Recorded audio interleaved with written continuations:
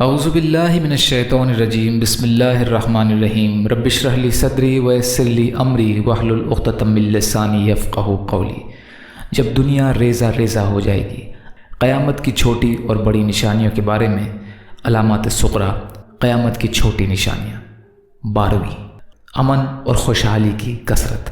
مسلمانوں نے مکہ مکرمہ اور مدینہ طیبہ میں ایک عرصہ دشمنوں سے قتال، جنگوں اور مارکہ آرائیوں میں گزارا تھا۔ اس کے باوجود نبی اکرم صلی اللہ علیہ وسلم نے انہیں بتلایا کہ جیسے جیسے ماہ اور سال گزریں گے اور قیامت قریب آتی جائے گی، ویسے ہی امن و امان میں اضافہ ہوتا چلا جائے گا اور خوشحالی عام ہوتی جائے گی۔ حضور اکرم صلی اللہ علیہ وسلم کا ارشاد ہے، قیامت اس وقت تک قائم نہ ہوگی جب تک کہ سرزمین عرب میں دوبارہ باغات اور نہروں کی کثرت نہ ہو جائے، اور یہاں تک کہ ایک سوار عراق سے چل کر مکہ پہنچے گا اور دوران سفر اسے راستہ کھولنے کے سوا اور کوئی خوف نہ ہوگا۔ مطلب یہ ہے کہ اس دوران سفر چوروں اور ڈاکوؤں کا کوئی اندیشہ نہ ہوگا۔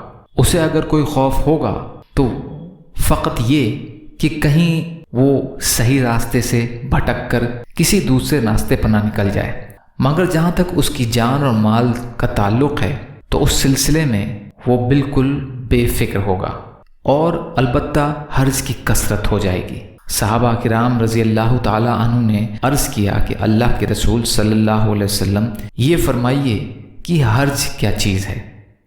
آپ صلی اللہ علیہ وسلم نے فرمایا، قتل اور خون ریزی، قتل اور خون ریزی۔ مسند احمد کی روایت ہے یہ۔ اس بات کی تائید نبی کریم صلی اللہ علیہ وسلم کی اس حدیث سے بھی ہوتی ہے جس میں آپ صلی اللہ علیہ وسلم نے عدی بن حاتم رضی اللہ تعالی عنہ سے فرمایا، اے عدی، کیا تم نے ہیرا دیکھا ہے؟ عدی نے کہا، رسول اللہ صلی اللہ علیہ وسلم، میں نے دیکھا تو نہیں، البتہ اس کے بارے میں سن ضرور رکھا ہے۔ آپ صلی اللہ علیہ وسلم نے فرمایا، اگر تمہاری عمر نے وفا کی تو تم دیکھو گے کہ ایک عورت ہیرا سے اپنی سواری پر بیٹھے گی اور کعبہ پہنچ کر طواف کرے گی۔ اس سفر میں اسے اللہ کے سوا کسی کا خوف نہ ہوگا۔ صحیح بخاری کی روایت ہے یہ۔ اللہ نے چاہا تو مال کی بہت کثرت ہو جائے گی، اور امام مہدی اور حضرت عیسیٰ علیہ السلام کے زمانے میں ظلم و ستم کی جگہ عدل انصاف کا دور دورہ بھی ہوگا۔ یا اللہ ہم سب کو کہنے سننے سے زیادہ عمل کی توفیق عطا فرما۔ یا اللہ جو مظلوم ہیں، پریشان حال ہیں، بیمار ہیں، قرض میں ہیں، بے روزگار ہیں، محتاج ہیں، ان کی مدد فرما۔ یا اللہ ہمارے لیے دین کا کام کرنا آسان کر دیجئے۔ یا اللہ ہدایت پائے ہوئے لوگوں میں شمار فرمائیے، سچی توبہ کی توفیق عطا فرمائیے۔